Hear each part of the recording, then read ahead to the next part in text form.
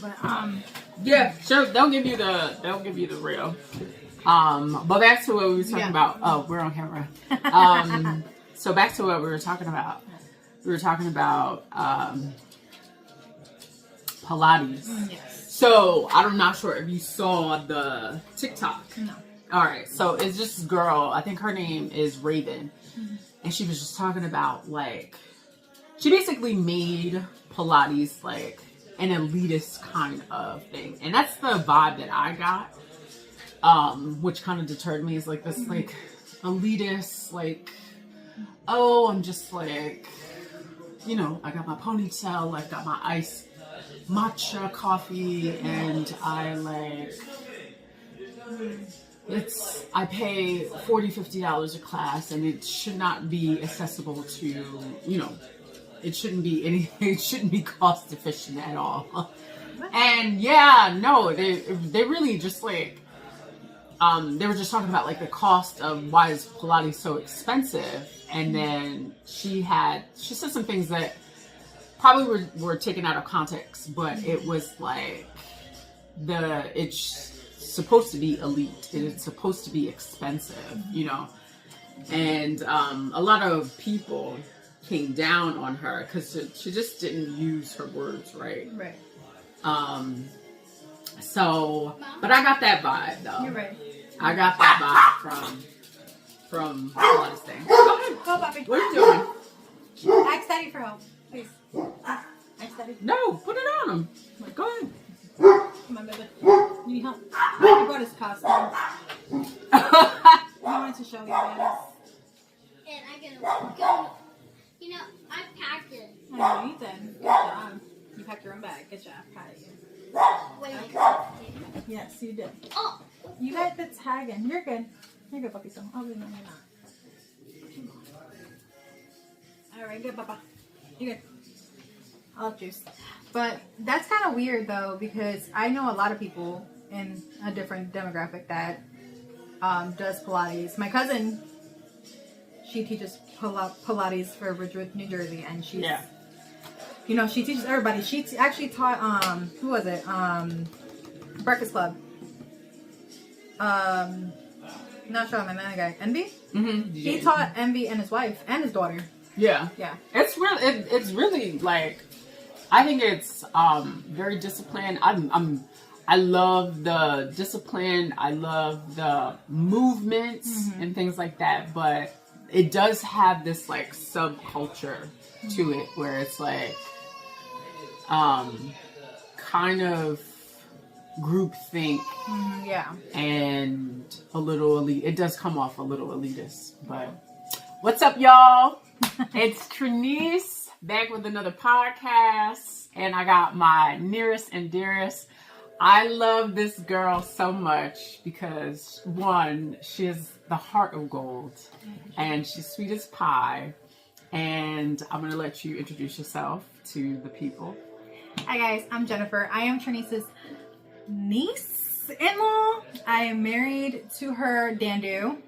And yes, Dandu. And today's podcast, we're gonna read Reddit stories, confessions. So I actually stole this idea from another podcaster. I think Two Hot Takes. Ooh. Hilarious. So but we're not gonna steal her whole shtick, right? But we're just gonna this is gonna be a segment of Reddit stories, and these are some hot and heavy. So I'm gonna read some Reddit stories, and then we're gonna have like a hot take. Okay. On them. Okay. Cool. All right. Where should we start? Wait. Should I read and then you react, or should you read and then I react? You should read. I react. I mean, we can both react, but okay. Yeah. All right. So, first one posted 4 hours ago. Am I the asshole? Okay. I am a 39 male. I have been married to my wife, 36, for 4 years. We have a 2-year-old. We have a 2-year-old together, and I have a 13-year-old daughter from my late wife, and I have a 10-year-old stepdaughter from my wife. My daughter has a 16-year-old cat. She's elderly. She was her mother's cat before her mother passed away. She's my daughter's prized possession. Her whole world. The cat, whatever. The cat likes to be in my daughter's room, in my daughter's bed. She doesn't really leave her room. I have had to tell my stepdaughter multiple times to be gentle with the cat. She's old. I get worried, so she's going to hurt her. She has had a bad back.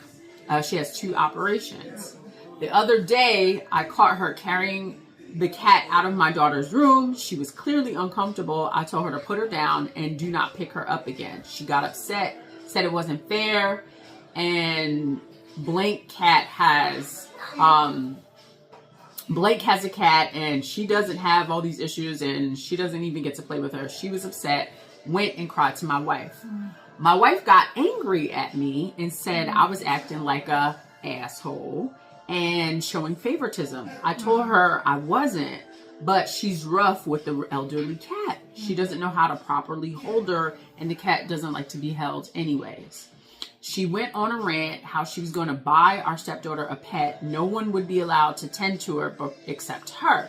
I said, real nice, let a 10-year-old be responsible for a living, breathing animal. She got angry. We got into a big argument. Am I the asshole? No.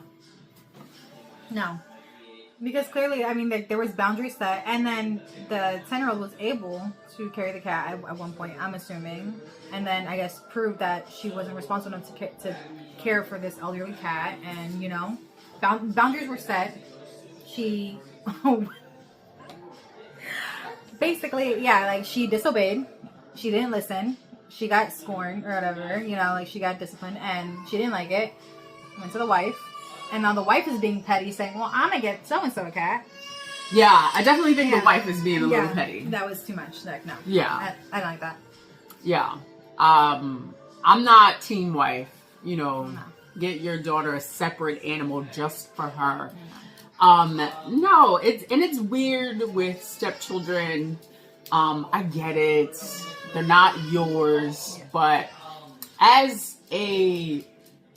You know, Clay wasn't my biological father, right? Mm-hmm. But Clay, we respected him, right? And I think at the beginning, things were like weird at first. But as I'm older, I have tremendous respect for him, you know, putting food on the table, like caring for us. And I wasn't taught to be sort of like disrespectful. I think it's a maturity thing too, right? The girl is only 12 years old. And I think the parents have to be on the same side. Like in raising kids, like you cannot be divided, right? You have to have a united front or else you will argue about things like this. Yes. Or break up. Yeah, I agree. Yeah. All right, next one. Let's not do kids. Let's go to something crazy. Luca, can you close the door? Close the door, puppy. Right here.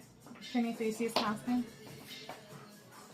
Look at his costume. Hi, cutie. Over here? Over there. Close the door. Oh, okay. This one is... I'm down for this one. This sounds juicy. Okay. My mom blames me for ruining her husband for my mother. Hold on. My mom blames me for her husband filing for divorce. They got married when I was 17. Goddamn stepkids.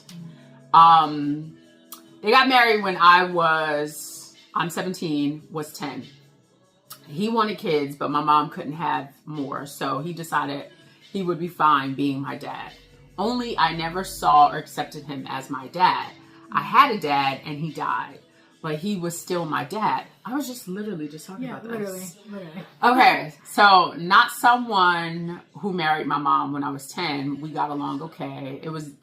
It disappointed him whenever I said no to him adopting me, or when I used his first name instead of calling him dad. He called me his daughter, and I hated it, but never said anything. So he kept calling me his, and I always correct people calling him my dad. I thought he would tell, I thought that would tell him nothing was changing on my side. But a few months ago for school, I did a project for art on my parents, and I did my mom and dad. It wasn't supposed to be seen by anyone else, and didn't think it would turn into a breakdown, but my teacher emailed it to my mom, and he saw it too. She was saying how talented I was, and she thought mom should encourage my art more.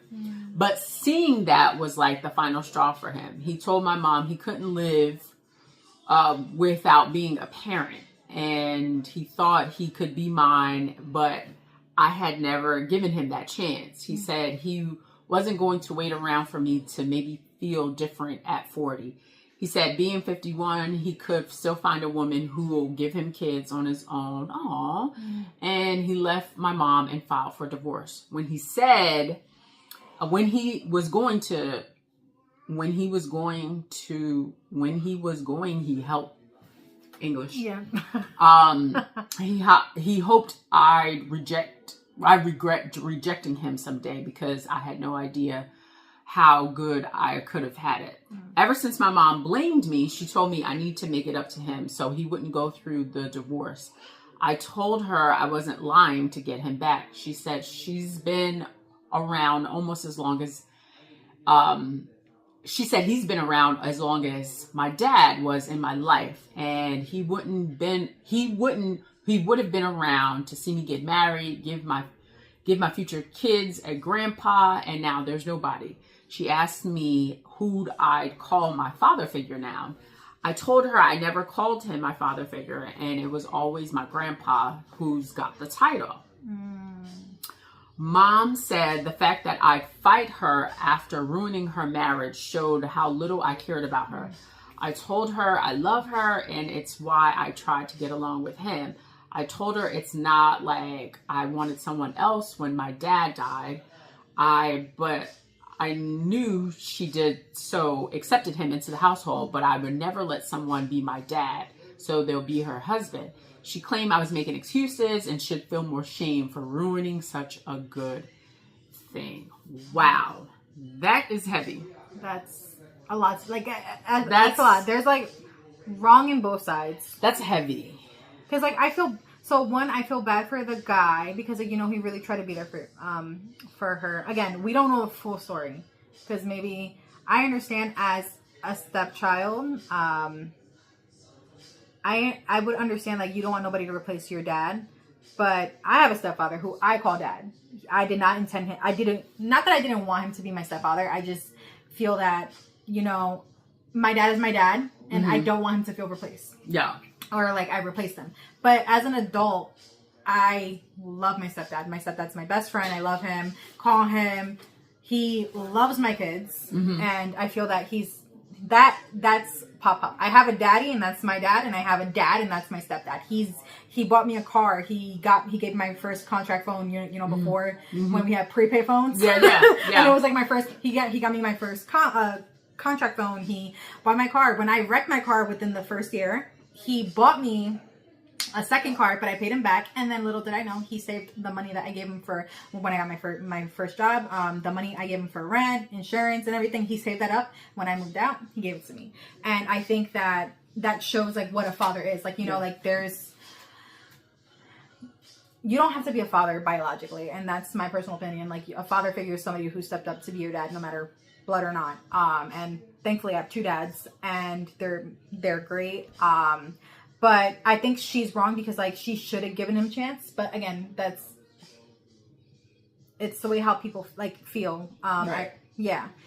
I don't know what it feels like, because maybe it's like my dad died, and that's a different feeling, definitely. Yeah. But the mom is kind of wrong. I think the mom's kind of wrong, because I understand, but she should have put her foot down with her husband.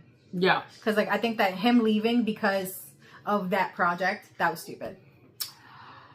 I think you're right. And I think that when he proposed, I'm assuming he proposed to her, he should have been super clear, Yes. super clear about his wants and his needs to be a dad. To me, like, I feel like if you're going into a marriage, y'all have to be aligned on religion. You have to be somewhat aligned on not so much politics, but like value system. Like your morals, your morals and your values have to be in line. And then definitely children. Children and where you're gonna live I think are the most important. Like if y'all not aligned, this marriage is doomed from the beginning. And that's heavy. That's I would say as you know, a stepdaughter, but it's interesting because Clay never used that term, you know, in his eyes, he's like, I fed you, you're mine. I get it. I think they got married when she was 10 and then now she's 17. So there's quite a bit of history there. And now she's in high school. I think he could have been the mom, and both the stepdad and the mom could be a little bit bigger, the more adult, the more maturity, right? Her mind is still developing. Her brain is she's still processing her dad's death. I personally feel like they could have been a lot more mature. They could have went to family therapy, kind of like work it out. For him to just like leave like that, like that was wrong of him. Yeah, bro, you were a little shady for divorcing her. Because one, she couldn't have any more kids. What the hell did you propose for? You knew that going in. Right. It sounded like you weren't up for the challenge. You thought you were, but raising kids is a different ballgame. Yeah, it's like I feel like nobody really understands until they have kids, and you know, and it's different phases. Like, you know, a newborn, toddler, little kid, big kid, teenager, or preteen, teenager. Like every stage is different, and I think you really have to have, like, I wouldn't say you have to have a genuine parent mindset, and to up and leave your wife because your stepdaughter didn't accept you. I think that was, I think he's the asshole.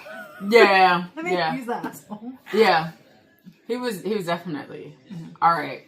So, let's get off the stepdad train. All right, this is kind of hilarious. All right, I get really annoyed when people comment on my body, even if they think it's a compliment. It's really not, and it makes me uncomfortable. Usually, I say something like, "Thanks, I have an eating disorder," super bluntly. They're usually uncomfortable and kind of shuffle away. But one time, I got the best response ever. Nurse helping me get ready for a sleep study. Wow, you're so skinny. Are you an athlete? Me? No, I have an eating disorder. Without missing a beat, nurse, that's the pits. And she moved right on. I was floored and impressed. And now my husband and I say, that's the pits all the time. You're right, Linda. It is the pits. I love that. But what do you like? Okay, so I'm an elder millennial, guys. It's no secret. I'm an elder millennial. I know Gen Z, a little bit more in touch with their feelings and a little bit more sensitive than we, you know, Gen X and Gen millennials have grown up to be. Comments. You do have to be careful. But I always say, like, I'm really easygoing.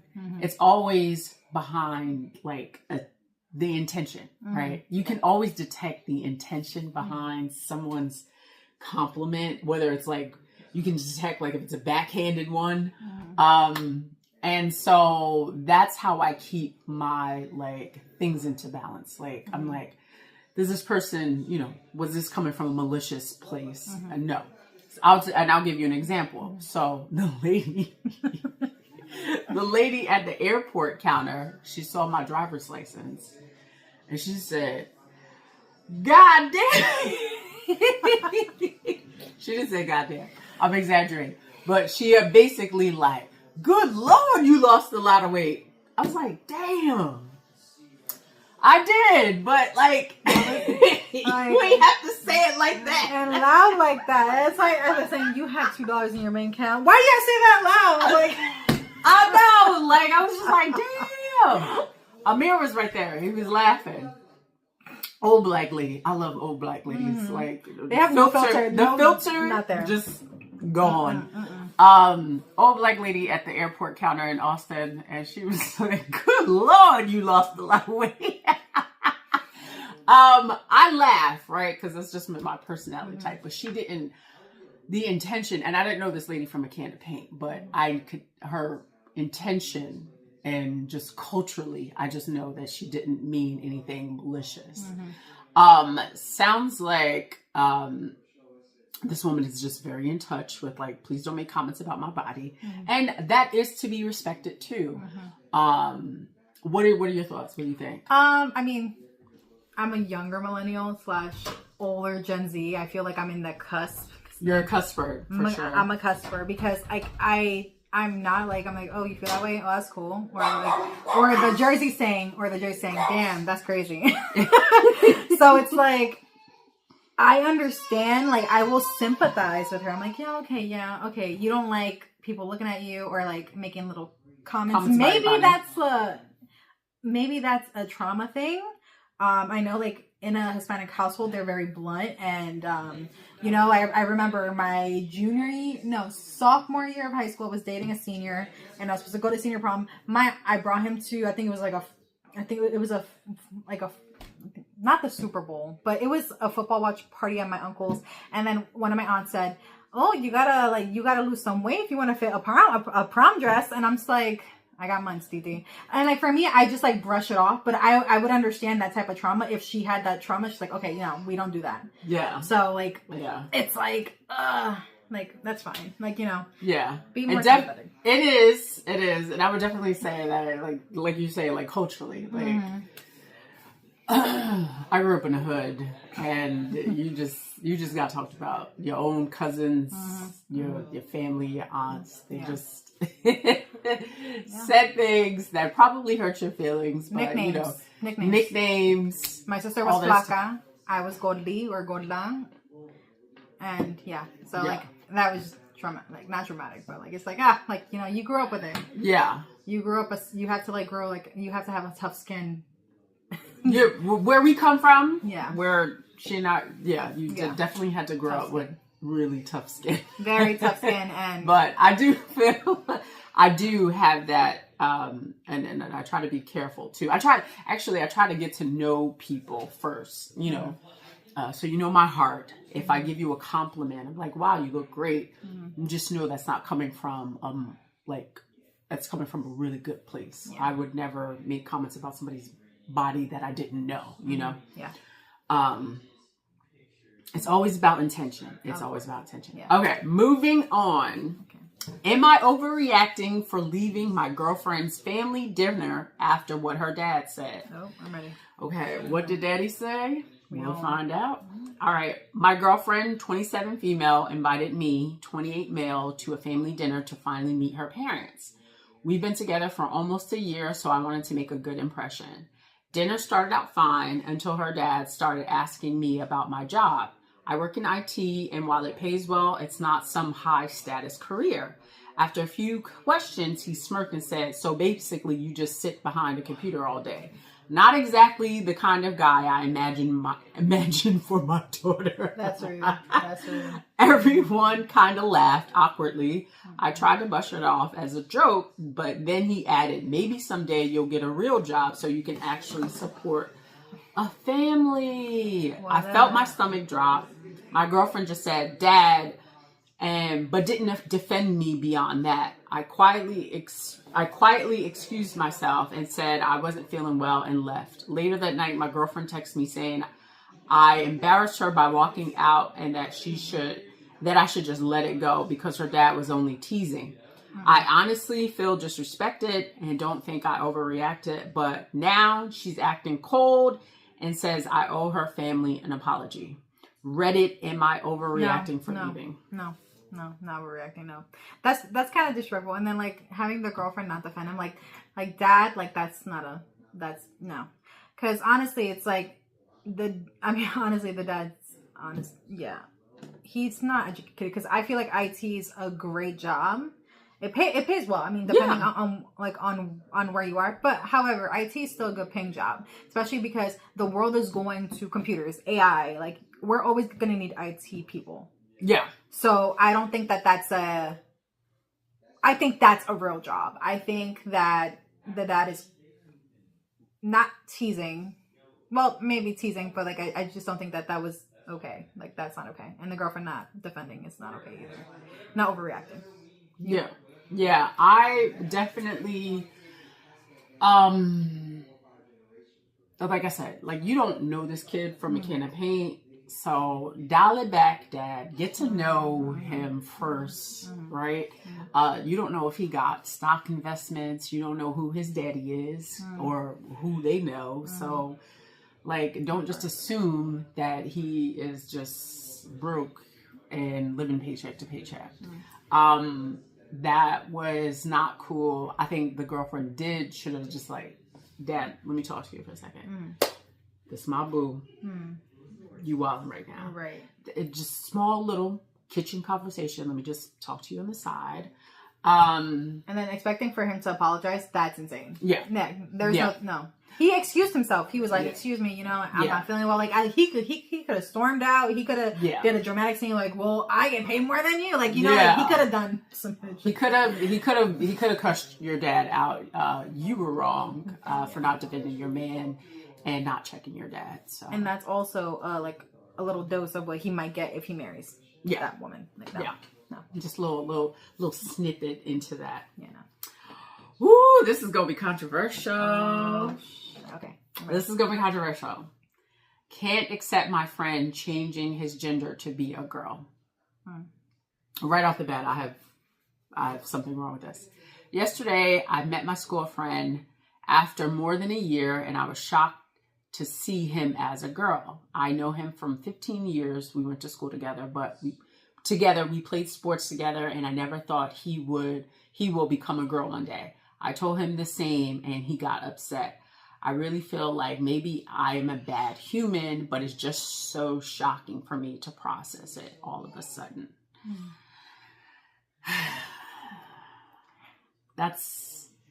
I get it from both sides. I get it because it is shocking. It's very shocking, and what was it? 15 years? Yeah, they were friends. Oh yeah. Okay, so from 15 years. Okay. They went to school together. They played sports. Yeah. So it sounds like they're adults now, but they've got history. Gotcha.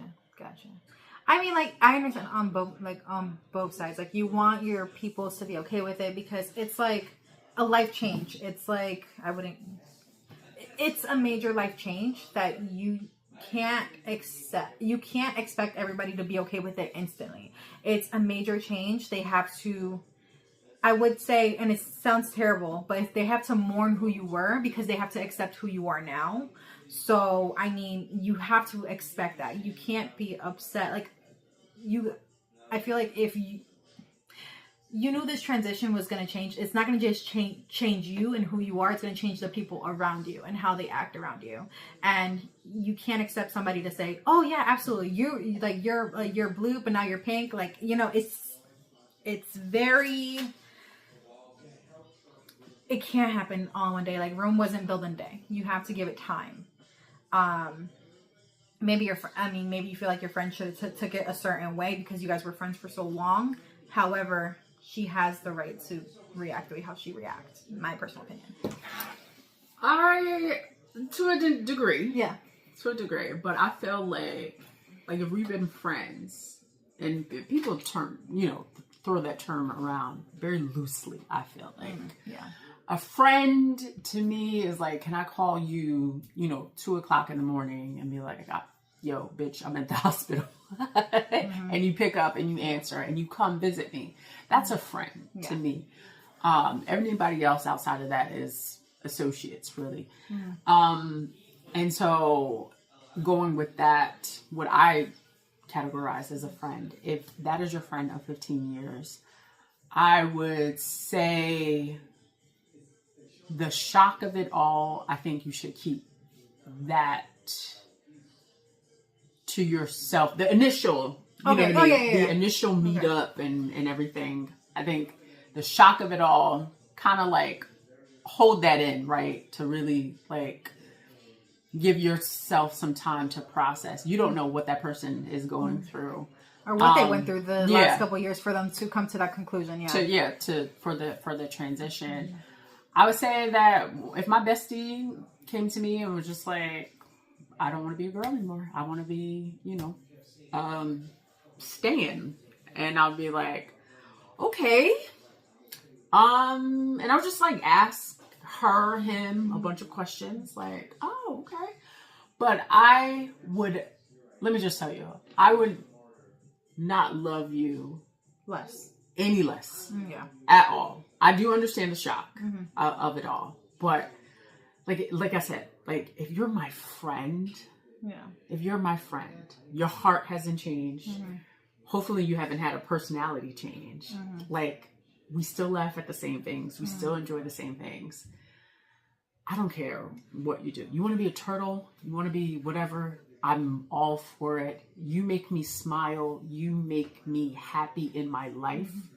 I love you just the same as whether you're a boy or a girl. Right. I think I need more details because like the friend obviously feels bad. Like she's like, oh, am I like a bad human? And like maybe it's like we need more details to that. But yeah, no. You have the right to be shocked. He has the right to be upset. But I understand both sides. Playing devil's advocate. Yeah. Understand both sides. Yeah. It is shocking. But I do agree with you. A friend is like, oh, you this? Okay, cool. Right. Where are we going for dinner? Right. Right.